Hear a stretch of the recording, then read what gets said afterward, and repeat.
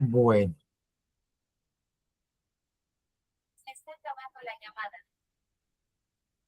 muy buenas noches para todos.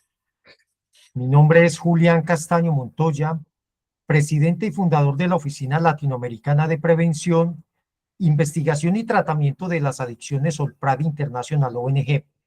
Es una organización legalmente constituida a nivel internacional y nuestro objeto social nos permite realizar todo este tipo de actividades a nivel latinoamericano. Contamos con una junta directiva de muy alto nivel internacional y contamos con un grupo de 30 asociados internacionales y contamos también con un grupo de asesores, que son las personas encargadas de, obviamente, junto con el presidente fundador, direccionar esta organización. El 18 de julio tendremos nuestro foro iberoamericano de salud mental y adicciones. Tiene tiene un grupo de conferencistas internacionales de muy alto nivel. Van a ser 3 horas del Foro Iberoamericano. El 29 y 30 de agosto tendremos nuestro cuarto Congreso Internacional de Salud Mental y Adicciones. Estas actividades son certificadas. Este cuarto Simposio Internacional de Adicciones y Salud Mental tendrá como eje central prevención, investigación y tratamiento de adicciones. Y para cerrar el año, el 21 de noviembre tendremos nuestro conversatorio latinoamericano, también con ponentes de muy alto nivel internacional. Están invitados a estas actividades organizaciones como Proyecto Hombre de España, están invitados también la Federación Colombiana de Comunidades Terapéuticas, la Federación Mexicana de Comunidades Terapéuticas y algunos organismos como la RIOF y también la CICAD, que son supremamente importantes en este tema de salud mental y adicciones. Les envío un saludo muy especial y esta noche tenemos el gusto de presentar a Claudia Valentina Parra Serna. Ella es abogada, magíster en intervención interdisciplinaria de la violencia de género, actualmente docente universitaria de la Universidad de Caldas y antigua jefa de control disciplinario de la Universidad Nacional de Colombia. Es una persona supremamente estructurada para trabajar estos temas y obviamente dentro de nuestras capacitaciones que dictamos a nivel internacional en Noches Olprat todos los lunes, este tema cae perfectamente a nuestro objeto social. La doctora Valentina esta noche va a tener una presentación muy interesante. Creo que es la primera que tenemos durante este año sobre violencia de género y feminicidio. Doctora Valentina, muy buenas noches. Muy buenas noches, Julián. Muchas gracias por la invitación de Olprad a este espacio. Doctora, ya los micrófonos y la cámara es para usted. Bienvenida. Muchas gracias. Bueno, feliz noche para todas las personas que se encuentran conectadas el día de hoy en este espacio. Quiero comentarles que el día de hoy en esta conferencia les tengo preparada como toda la estructura de qué es la violencia de género, qué es el feminicidio y la relación que tiene la violencia de género y el feminicidio con el consumo de sustancias psicoactivas. Para ello quiero que empecemos el día de hoy desde las mismas bases, por eso voy a explicarles desde cero. Y lo más importante cuando empezamos a hablar de violencia de género es que aprendamos a distinguir qué es la violencia. La violencia se diferencia de la agresividad porque la agresividad es un instinto natural que tienen todos los seres humanos e incluso las especies del mundo animal cuando se sienten atacados y la naturaleza de esa agresividad es la defensa. Pero la violencia es una agresividad que se ha hipertrofiado por la especie humana porque allí ya entramos con algo que es la conciencia. Entonces la violencia es el uso deliberado y consciente de la fuerza física, el poder o la amenaza con la intención de dañar a una persona o a una cosa o especie, como los animales. Entonces tenemos que la violencia de cualquier tipo siempre es consciente, intencional y generalmente planificada. Entonces se diferencia de la agresividad, de que la agresividad es un impulso natural hacia la defensa, mientras que la violencia siempre tiene la intención de dañar a otra persona, objeto u especie. De allí partimos entonces para establecer las definiciones que nos traen la Organización Panamericana de la Salud y el Código Penal de Colombia, porque la Organización Panamericana de la Salud define claramente que la violencia es un uso intencional, por eso siempre les hablo de la conciencia que hay allí en el tema de la violencia, que se ejerce contra uno mismo o una misma, contra una persona, incluso grupo de personas o comunidades, y que tienen generalmente como resultado ya sea daño psicológico, daño físico, lesiones o incluso muerte, o genera mal desarrollo en las personas. Y nos dice la Organización Panamericana de la Salud que la violencia cobra al año 470,000 vidas. ¿Sí? Entonces tenemos pues un problema allí de que la especie humana es violenta y no es por naturaleza. Y el Código Penal colombiano, en el artículo 212A, dice que la violencia es el uso de la fuerza, pero también incorpora allí la amenaza del uso de esa fuerza. Es decir, que la coacción, ya sea física o psicológica, que causa el temor de las víctimas a que realmente en algún momento se llegue a ejecutar la violencia, también hace parte de ella. Y también establece esta definición que el abuso del poder o la utilización de entornos de coerción también hacen parte de la definición de violencia. Entonces la violencia no solo es física, tenemos que quitarnos el imaginario de que la violencia es un golpe. No, la violencia también puede ser psicológica, que genera temor, coerción, amenazas, pero también puede ser verbal, el insulto, el tono de voz y pues digamos que la consecuencia más fuerte de la violencia pues es esta violencia física. Partiendo de ahí, entonces ya podemos empezar a decir qué es violencia de género. Que la violencia de género es la que generalmente se define ahora como violencia contra la mujer. Ahí hay una diferenciación importante que vamos a tener en cuenta un poco más adelante. La Convención Interamericana para Prevenir, Sancionar y Erradicar la Violencia contra la Mujer, que se conoce generalmente como la Convención Belém do Pará, establece que la violencia contra la mujer es cualquier conducta por acción o por omisión. ¿Sí? Eso hay que tenerlo claro porque por omisión también podemos ejercer violencia contra la mujer, que está basada en su género y le puede causar la muerte, daño físico, sexual, psicológico a la mujer. Y yo agregaría reproductivo, patrimonial, bueno, muchos otros que se pueden dar tanto en el sector público como en el privado. Entonces, la violencia de género es aquella en la cual una persona agresora decide que va a violentar a otra, le va a generar un daño solo por el hecho de haber nacido mujer. Esa es la violencia de género o violencia contra la mujer. Entonces tenemos que la violencia de género es la consecuencia que exterioriza el modelo patriarcal. ¿Qué es el modelo patriarcal? Por eso me encanta esta definición de Fernández y Alonso. El modelo patriarcal es un modelo donde el hombre tiene derechos sobre las mujeres. Es un modelo que viene de hace cientos de años, que no es nuevo y que al contrario ahora estamos empezando a hacer conciencia de él y por eso se llama el patriarcado.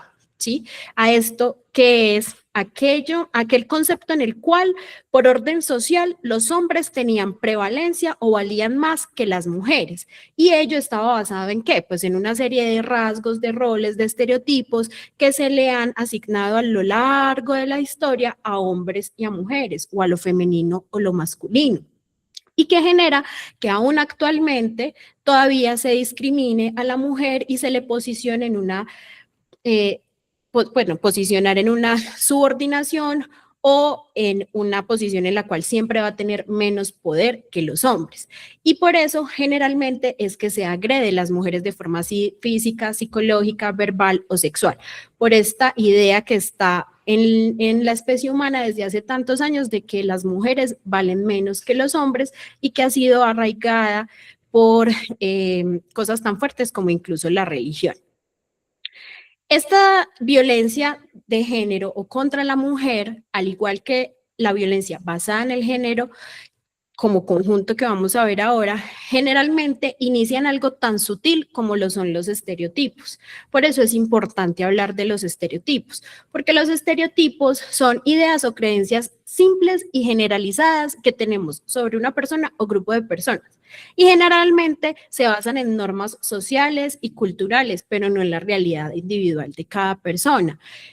Son construcciones sociales y generalmente se adquieren así e incluso se transmiten de generación en generación. Pueden ser negativos o positivos. Por ejemplo, hay algo que nos pasa mucho a las personas colombianas cuando salimos del país y es que nos asocian al estereotipo de la droga o, bueno, ahora ya nos están asociando, digamos, con otros estereotipos mejores como el reggaetón, Shakira, Karol G, pero eso es un estereotipo, es una imagen simple de que tú solamente por ser colombiana o colombiano, por ejemplo, ya vives en un mundo de drogas o de reggaetón. Es simplificado, no va a la estructura de cada persona, no le interesa. Tenemos esa imagen y simplemente la generalizamos para todas las personas que nos caben en ella. Por eso, Norberto Bobbio, que es un jurista, filósofo e intelectual italiano muy famoso, tiene una frase ilustre sobre los estereotipos y es: he aprendido a respetar las ideas ajenas, a detenerme ante el secreto de cada conciencia, a comprender antes de discutir y a discutir antes de comprender. Por eso, yo quiero recordarles que es normal que todas las personas tengamos prejuicios. Eso viene arraigado de generación en generación, generalmente se incentiva y se transmite en la crianza, puede venir de nuestra estructura familiar, social, económica, pero lo más importante es no actuar con base en ellos y reconocer que cada individuo es un mundo aparte y diferente. Y esto es importante porque a continuación es importante que conozcan la definición de violencia por prejuicio. El prejuicio, a diferencia del estereotipo, se diferencia porque el prejuicio es una imagen preconcebida de que algo está mal o de que alguien está mal, de que si esta situación no es como yo pienso, entonces inmediatamente la catalogo como dañada, mala, retorcida, repugnante, todos los adjetivos que le quieran dar a algo malo. Entonces, la violencia por prejuicio es conocida también por ser la violencia que sufren las personas con identidad de género diversa, es decir, la población LGBTIQ+, y las personas con orientación sexual diversa. La mayoría de veces ocurre precisamente como su nombre lo llama, por esa percepción negativa que tiene la persona agresora hacia quien agrede, por cómo se comporta, cómo vive o las decisiones que toma sobre sí misma o sobre cómo se expresa, ¿sí? Entonces, por eso son los prejuicios. Es prejuzgar a alguien simplemente por cómo se ve, por cómo ama, a quien quiere. Y esta violencia por prejuicio, entonces, quiero ilustrársela en un video que muestra una realidad de 1984 en Colombia, y esto sucedió en Bogotá, para que dimensionemos un poco las realidades y el tipo de violencia que afronta la población LGBTIQ+, simplemente por expresar libremente a quien aman o cómo desean verse. La alcaldía de Chapinero en Bogotá y el comando de policía de ese sector decidieron que, a partir del lunes próximo, los travestis detenidos deberán barrer las calles de ese barrio.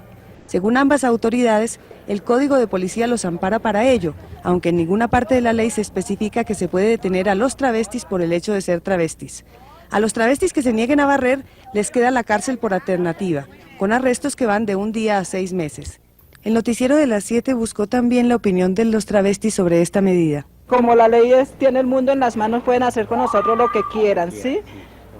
Ellos dicen que ustedes, al ser travestis, atentan contra la moral. ¿Usted qué piensa de eso? Pues realmente yo no pienso nada sobre eso, porque nosotros de ser travestis somos las personas más rebajadas entre la sociedad, ¿sí? Jeffrey, dice el alcalde de Chapinero que va a poner a barrer las calles a todos los travestis. ¿Usted qué piensa de eso?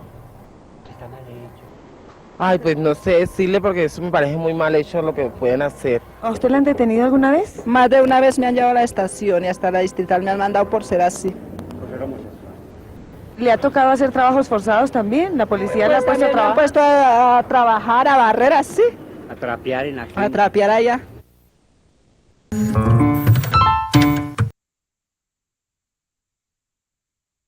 Perfecto. Entonces, este video me gusta mucho traerlo a colación porque ilustra cómo incluso hasta hace muy pocos años las autoridades se creían con el derecho de ejercer violencia por prejuicio, porque entonces es una forma de adoctrinar, de controlar a estas personas y algo así como decirles, ah, entonces si usted se quiere ver como mujer, haga lo que hacen las mujeres, barra y trapee.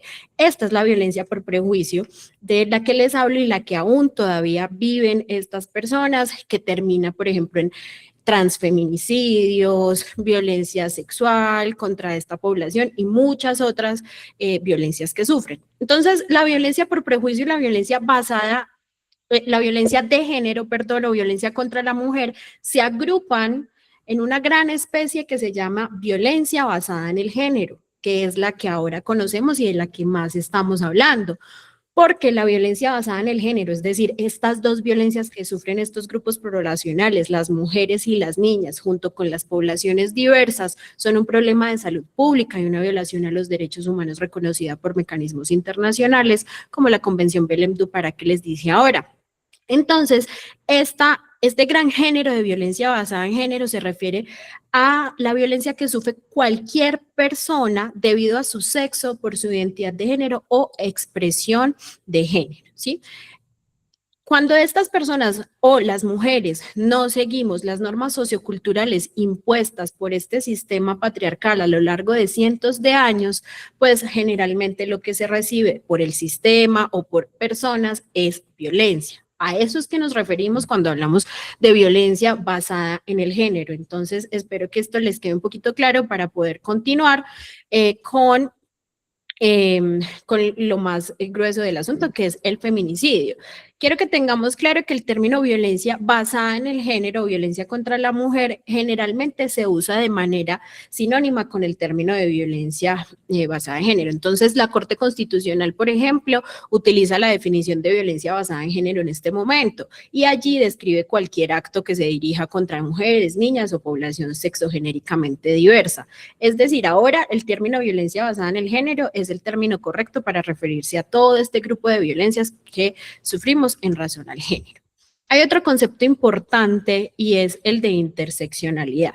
Este concepto lo creó Kimberly Crenshaw y lo que busca es explicar cómo las distintas formas de opresión, como el sexismo, el racismo, el clasismo, la homofobia, la transfobia y cualquier otra forma de discriminación que sufran grupos especialmente vulnerables o de especial protección o minoritarios, como por ejemplo el capacitismo que sufren las personas con algún tipo de discapacidad, pues no actúan de forma aislada, sobre todo cuando se es mujer o se es parte de un grupo diverso sexogenéricamente, porque al contrario de actuar aisladas, como en la fotografía que les muestro, lo que hacen es que se entrecruzan y generan una forma de discriminación y de violencia que lo que hace es ser agravada por estas formas diversas que se manejan. Entonces no es lo mismo, y siempre se lo digo a mis estudiantes, no es lo mismo ser una mujer blanca heterosexual que generalmente sufre violencia, que sufre acoso callejero, que puede sufrir algún tipo de violencia en la calle o en el trabajo, a ser una mujer, por ejemplo, indígena de población rural en un país como Colombia, que tiene 3 niños y es madre soltera. Entonces, todas esas formas de desigualdad y de discriminación lo que hacen es entrecruzarse y volver más fuerte, digamos, la violencia que sufre esta persona. Esto es importante porque el feminicidio, aunque se refiere al asesinato de una mujer por el hecho de serlo, generalmente es un continuum de violencias. ¿A qué nos referimos cuando decimos un continuum de violencias? El feminicidio pocas veces, aunque ha sucedido, inicia con la muerte. El feminicidio inicia desde lo más pequeño, desde ese prejuicio, desde ese estereotipo y se acentúa por la interseccionalidad de discriminaciones que sufren las mujeres. Por eso existen diversos tipos de feminicidio que ONU Mujeres Colombia nos ha definido como el feminicidio al interior de la pareja, el feminicidio contra familiares, el feminicidio por conocidos y el feminicidio por extraños. Todos estos tipos de feminicidio, como nos dice ONU Mujeres, son atravesados por diferentes opresiones que viven las mujeres día a día. Y es importante tener esta diferenciación porque los móviles causales de los tipos de feminicidio son diferentes. Entonces, por ejemplo, generalmente el feminicidio al interior de la pareja es un continuum de violencias que inicia con la violencia verbal o la violencia psicológica y termina con el hecho extremo de violencia que sufren en este momento las mujeres y las diversidades sexuales, que es el feminicidio o el transfeminicidio. Pero, por ejemplo, quienes sí sufren muchos feminicidios, y yo agrupo allí los transfeminicidios porque el tipo penal colombiano lo permite, aunque en otros países no. El feminicidio por extraños, por ejemplo, está en sus cifras agravado especialmente porque lo sufren las personas con identidades de género diversas, es decir, las personas transexuales, travestis, y este tipo de feminicidios generalmente sí ocurre por extraños y es incentivado por esta violencia por prejuicio de la que hablábamos hace un momento. En Latinoamérica, les traigo esta distinción un poquito jurídica, pero es importante que sepan que en Latinoamérica hasta hace muy poco, incluso de los primeros países que empezaron a ver este asesinato de una mujer por el hecho de ser una mujer o de ser una mujer trans, fue Argentina, por ejemplo, y Brasil, los países que lo tuvieron hace poco, pero fue hace muy poco que se logró tipificar como un delito autónomo, es decir, que los estados empezaran a reconocer que las mujeres cis o trans estaban siendo asesinadas por el hecho de ser mujeres.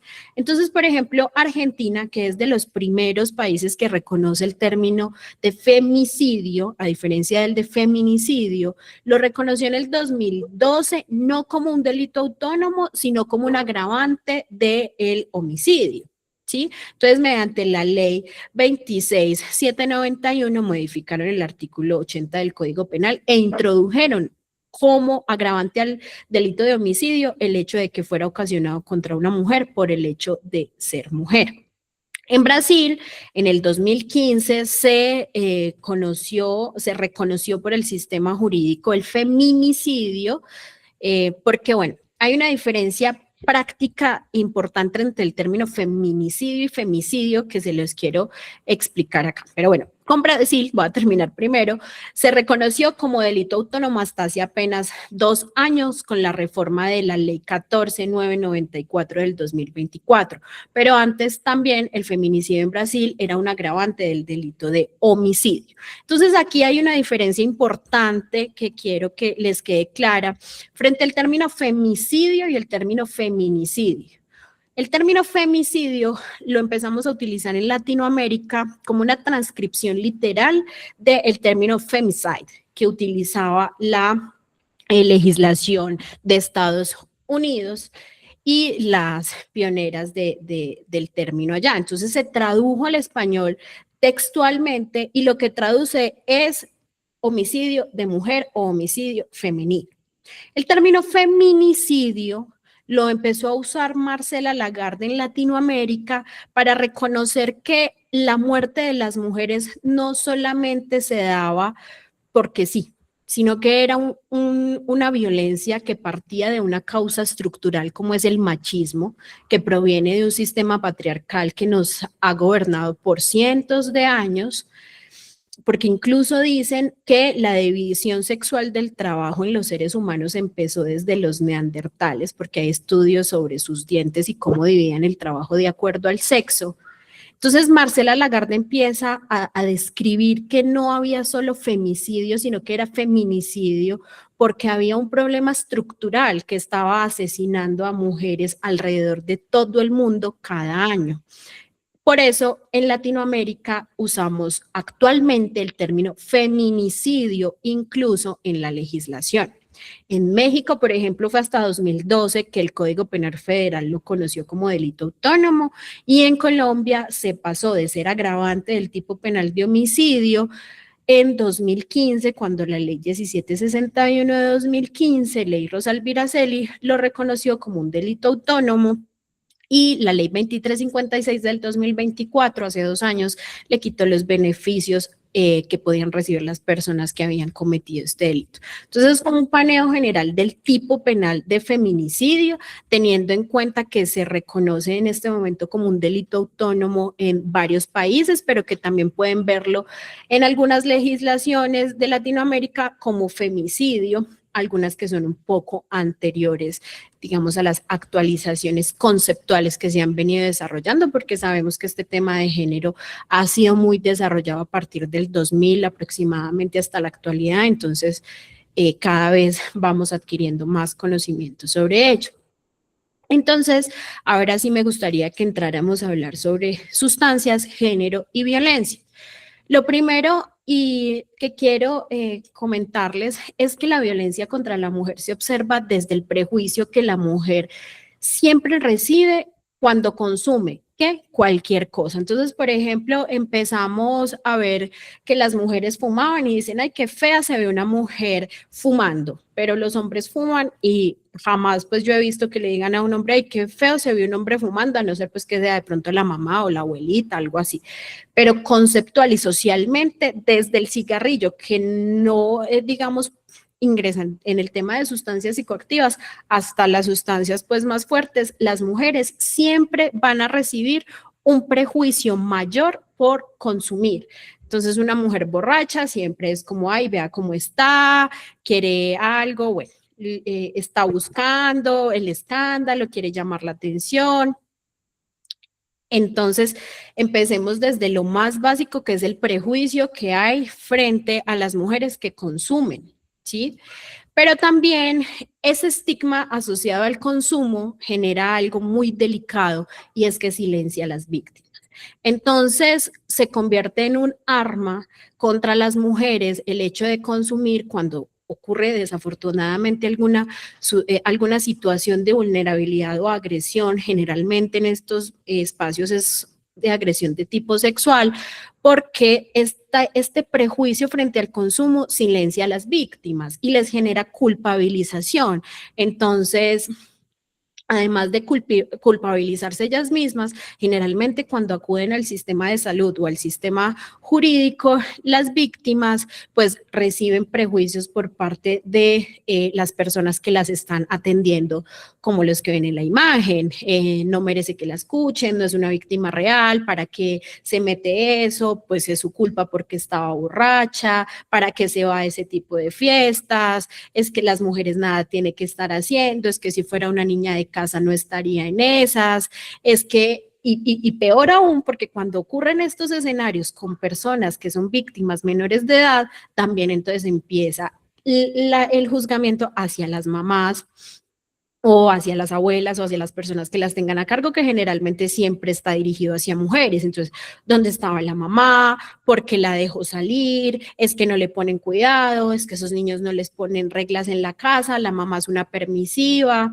Entonces, este prejuicio genera un doble impacto que se intersecta y es el prejuicio que sufre la mujer, no solamente está ahí siempre, sino que se agrava cuando ya hay una situación de violencia y generalmente genera que las víctimas se silencien ellas mismas por culpa y genera que el sistema jurídico muchas veces incluso no les crea porque dicen que no estaban en sus 5 sentidos, entonces no hay posibilidad de tener una certeza frente a qué pasó o no los hechos.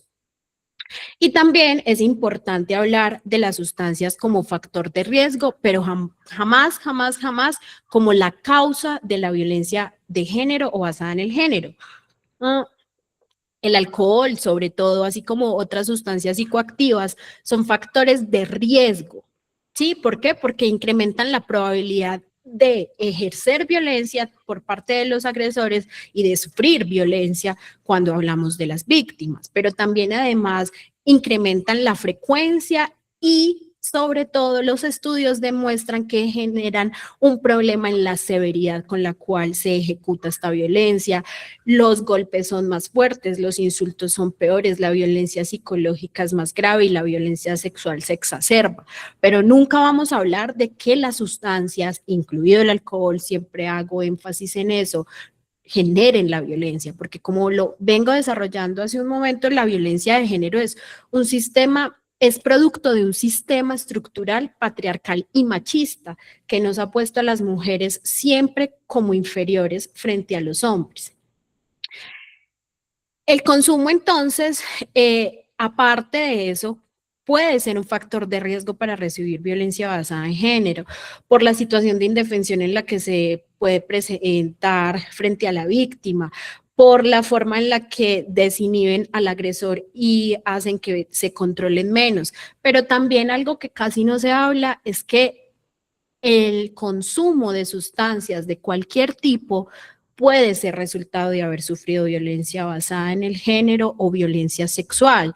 Entonces, puede ser un ciclo o puede tener, digamos, estas dos caras de la moneda. Incrementa, pero también puede ser el resultado.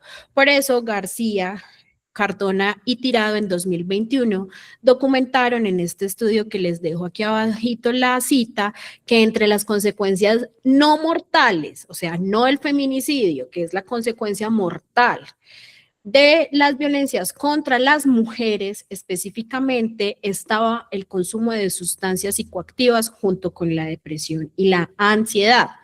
Entonces, esa parte es algo que casi no vemos cuando hablamos de violencia basada en género y consumo. Y es esto, que la violencia basada en género puede generar que las personas, sobre todo las mujeres en estas situaciones, empiecen a consumir cualquier tipo de sustancia.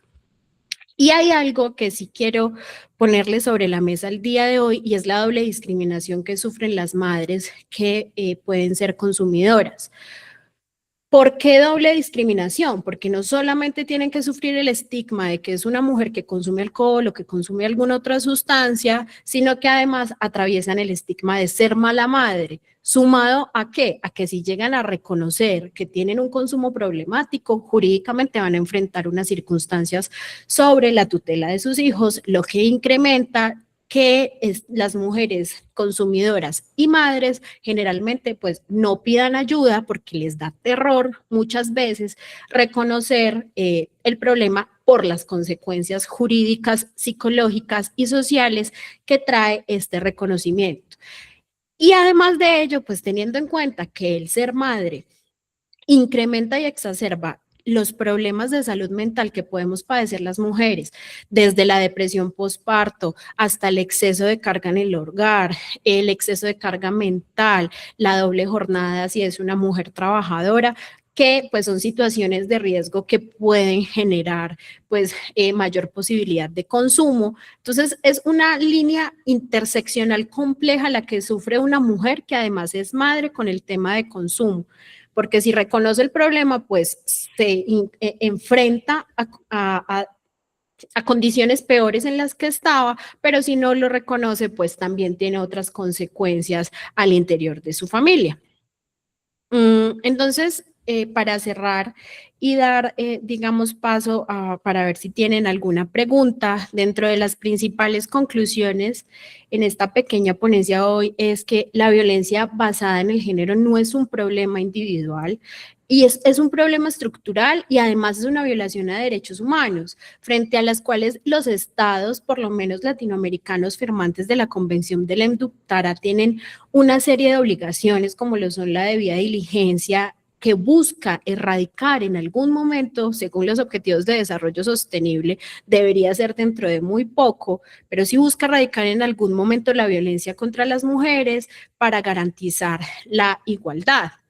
Segundo, el consumo de sustancias psicoactivas no es justificación ni explicación de la violencia basada en género. Incluso por eso, en Colombia al menos el sistema jurídico no toma en cuenta el consumo de alcohol o de sustancias como explicación para, por ejemplo, cometer un feminicidio. Esto no se tiene en cuenta porque, como les digo, no es justificación ni explicación. A veces se desinhibe y hace que sea un factor de riesgo, se desinhibe la agresión y hace que sea un factor de riesgo para cometer violencia de género, violencia intrafamiliar y violencia sexual, pero nunca es la explicación. La explicación es más estructural y mucho más complicada.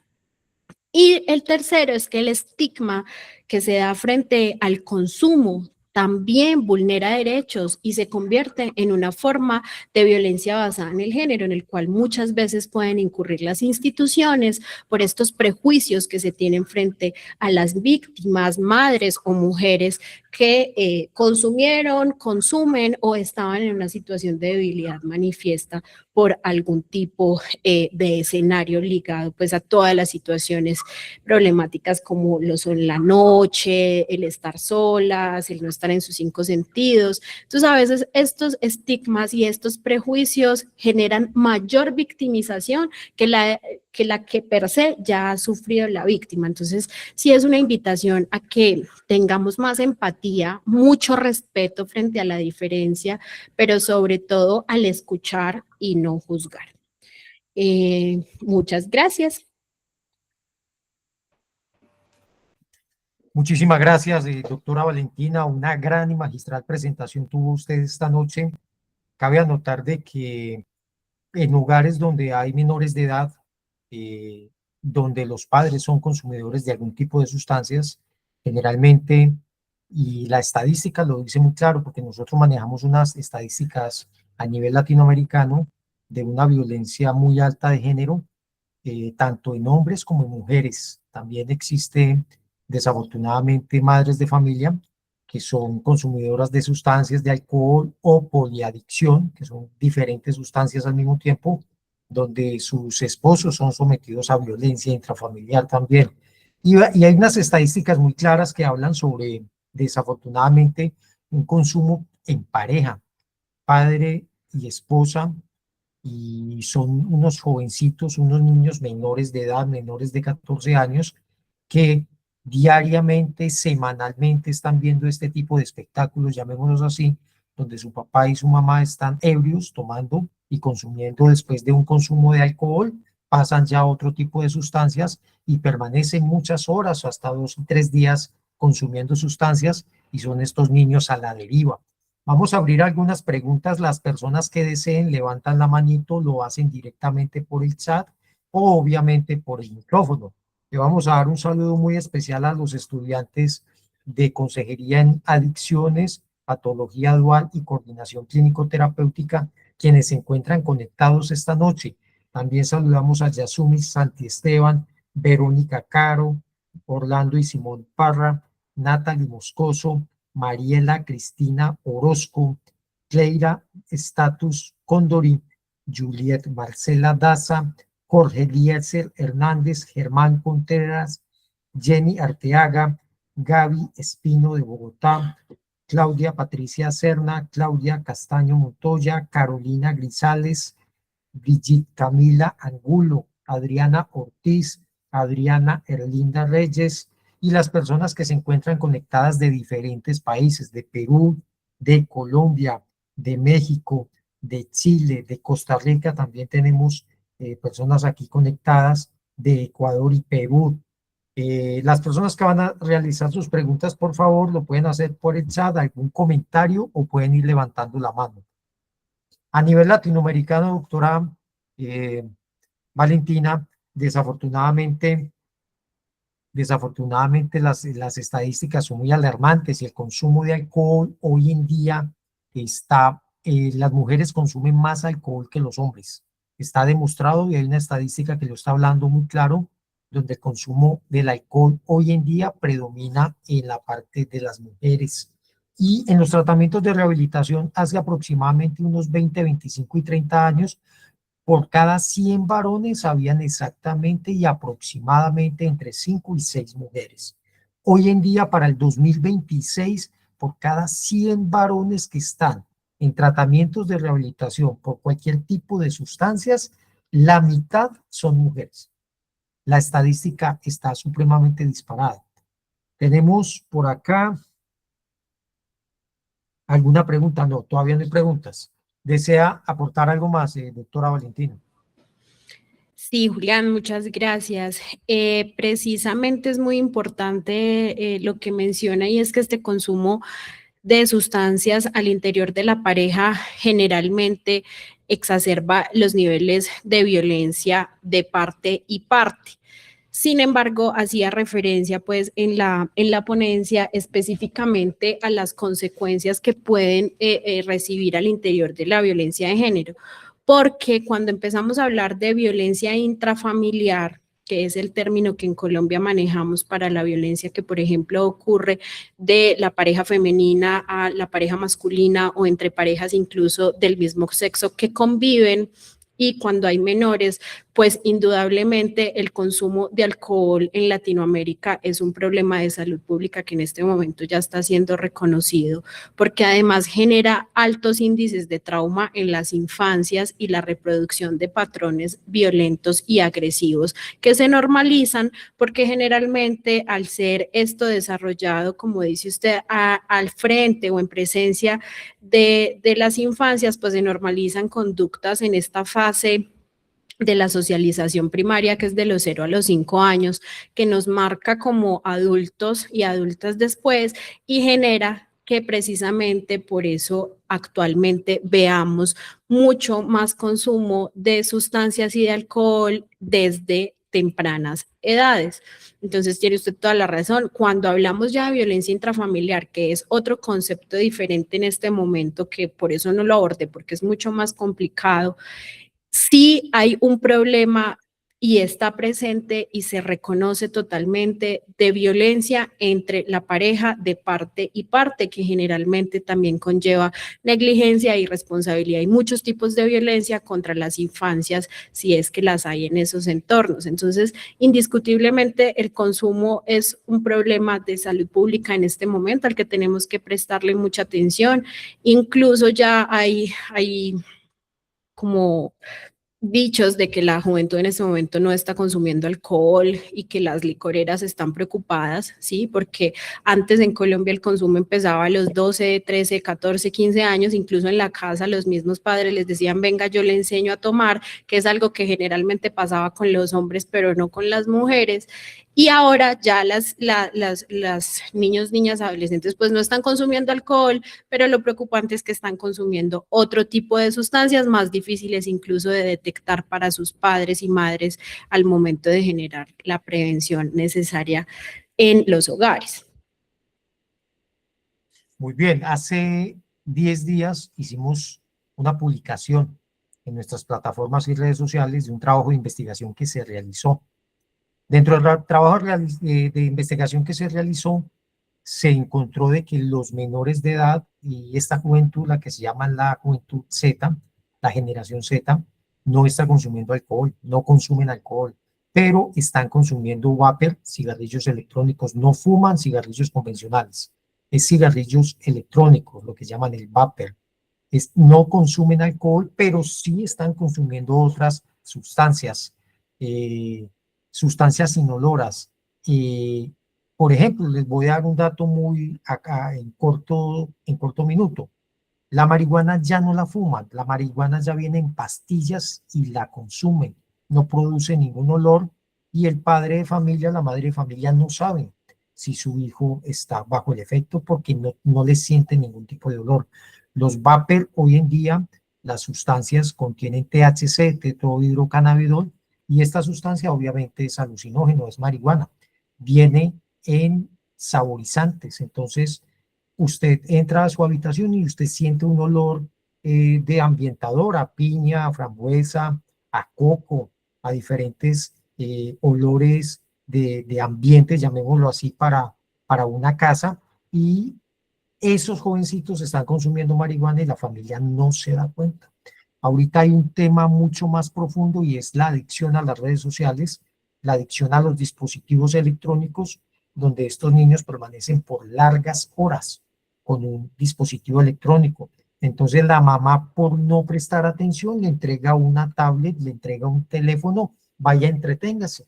Resulta que en esa entretención ya se han identificado suicidios por juegos que ellos utilizan por internet y que las penas al perder el juego es vaya, suicídese, tómese estas pastas o consuma este tipo de medicamentos en cierta cantidad, son las penas que ellos se ponen entre juegos. Los padres no se dan cuenta y encuentran un jovencito en la madrugada, a la hora de despertarlo para el colegio, sin signos vitales, obviamente muerto en su cama. Son muchísimas dificultades que se están presentando hoy en día con esta generación. Y obviamente empiezan a pasar los años y empiezan a suceder otros tipos de circunstancias que llevan a la violencia de género y al feminicidio. ¿Alguna pregunta, alguna duda? ¿Alguien tiene algo que aportar? Con Hay mucho una gusto duda en el levanta la mano chat que dice que en si el hay chat. un dato que relacione personas con consumo problemático de alcohol y sustancias y los autores de feminicidio. No, en este momento, por lo menos en Colombia, de los pocos estudios que hay frente a ellos, el que les mencioné al inicio. Sin embargo, sí hay un autor muy importante que se llama Emilio Vizcarra Pinto.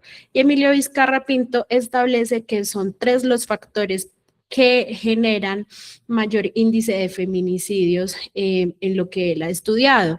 Y es los celos derivados de infidelidades, ¿sí? La conducta psicopática o explosiva, que eso ya es en torno pues de los psicólogos y quienes han analizado agresores, y sin duda el consumo problemático de bebidas alcohólicas.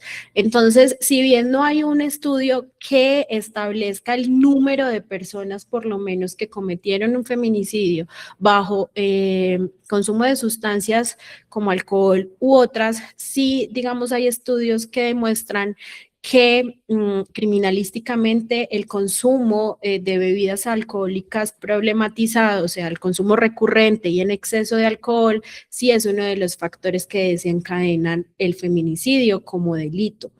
Entonces, sí, también es una invitación a tener en cuenta para las investigaciones este tipo de factores que muchas veces no lo hacen, por lo menos, por ejemplo, la fiscalía acá en Colombia no lo reporta y medicina legal tampoco frente a los agresores, pero sería importante tener estos datos para también tratar el tema desde el ámbito de prevención, porque si sabemos que lo desencadena, pues es más fácil prevenir que ocurra. Valentina, también en el chat hay algunas inquietudes.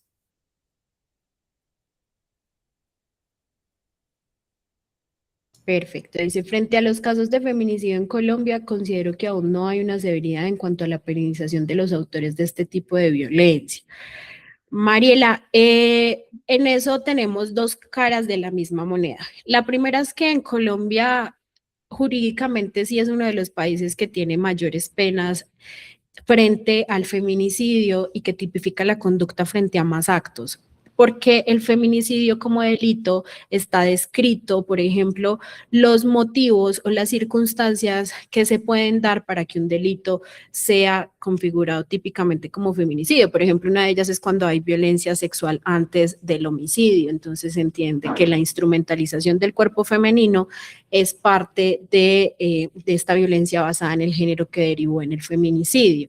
Sin embargo, en Colombia, esta tipificación no es suficiente en materia de justicia. Hace poco estuve en el primer encuentro nacional en Colombia de huérfanos y huérfanas por feminicidio, y lo que más estaban pidiendo y exigiendo estas familias y estos huérfanos y huérfanas era justicia, porque lo que pasa es que si bien la pena puede que sea alta porque contempla hasta 56 años de prisión, que es una de las penas más altas que hay en el sistema jurídico colombiano, aunque a muchas personas les puede parecer baja, pues el sistema jurídico penal colombiano no contempla penas mucho mayores.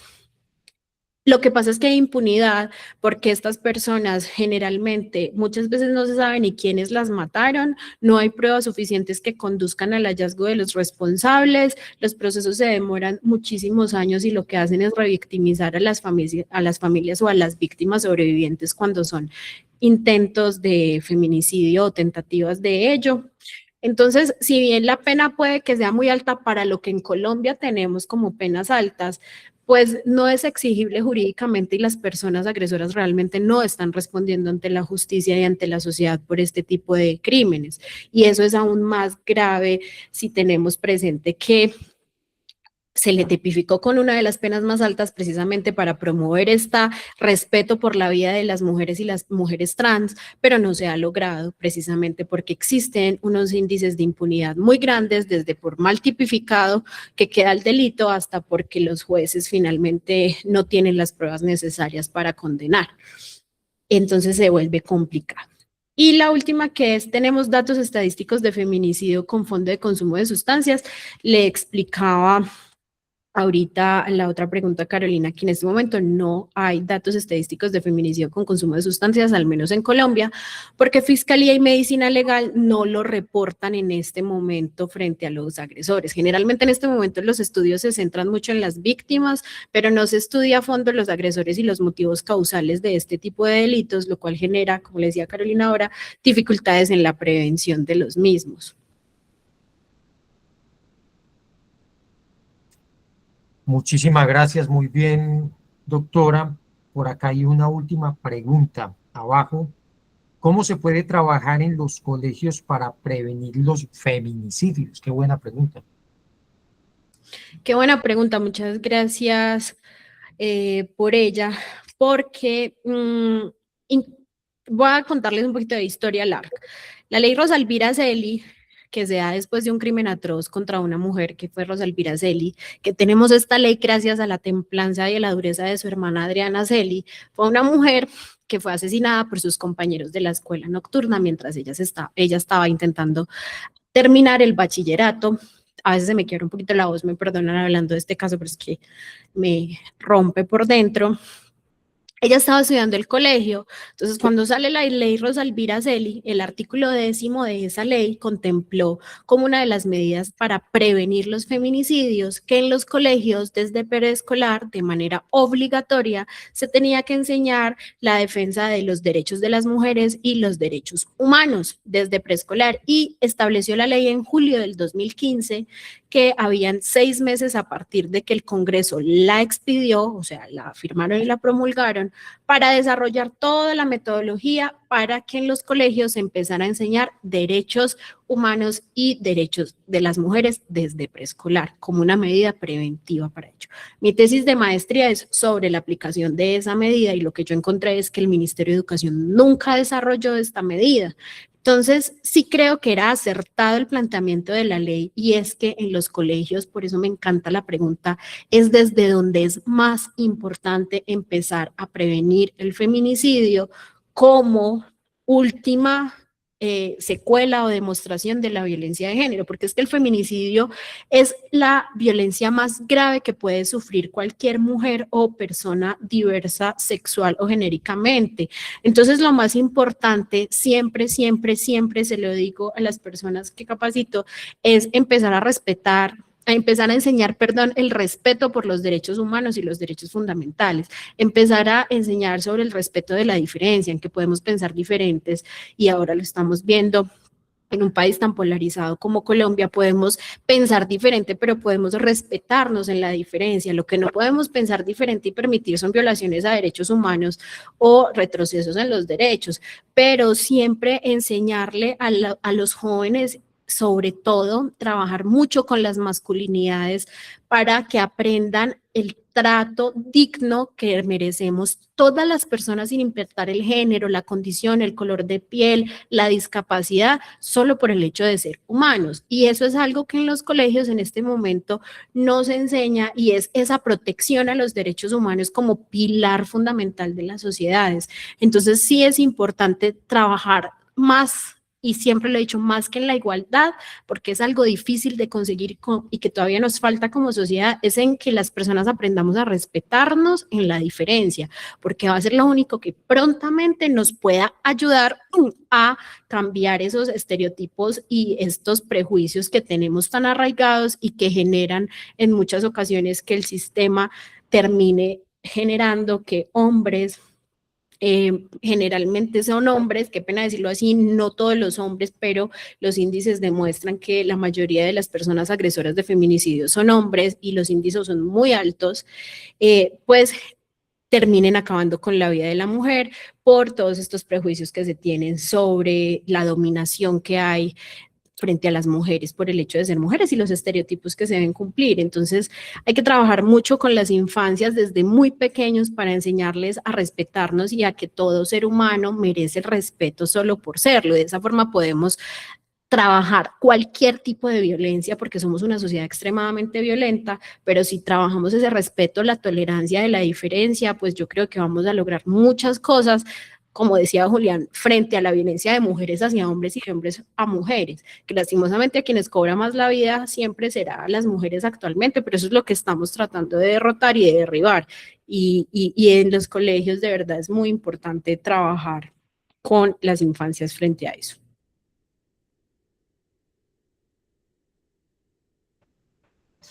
Muchísimas gracias. El sábado 13 de junio empieza nuestro ciclo de diplomados certificados internacionales. Colprat cumple 5 años y tenemos una promoción muy especial durante el mes de junio, y es que los diplomados de patología dual, consejería en adicciones y coordinación clínico-terapéutica para programas de rehabilitación quedan a precio de 3 por 1. Y una cuarta certificación que es la certificación del Foro Iberoamericano de Adicciones y Salud Mental, que se va a realizar el 18 de julio a las 4 de la tarde, hora de Colombia. A nombre de la Oficina Latinoamericana de Prevención, Investigación y Tratamiento de las Adicciones Olprado Internacional ONG, les deseamos a todos una feliz noche. Le agradecemos eternamente a la doctora Claudia Valentina Parra Serna de Colombia, de Manizales o Bogotá, de Valentina. Manizales. Desde Manizales. Le agradecemos eternamente esta magnífica presentación y aprovechamos para hacerle una invitación muy especial. La voy a hacer ya por el interno para que nos brinde una presentación, podría ser para el Congreso Internacional que va a ser en el mes de agosto, 29 y 30 de agosto, o para nuestro conversatorio latinoamericano en el mes de noviembre. Le deseamos a todos una feliz noche, estar pendientes de todas las actividades que tenemos dentro de nuestra organización. Somos Olprado International ONG, cumplimos 5 años y estamos trabajando todos los temas de salud mental, todos los temas de adicciones, enfocados en infancia y adolescencia y en la juventud. Una feliz noche para todos y una feliz semana. Muchísimas gracias, doctora. Muchas gracias a ustedes y a todas las personas que estuvieron presentes por acompañarnos y conectarse en esta sesión. Les deseo feliz noche. Muchas gracias.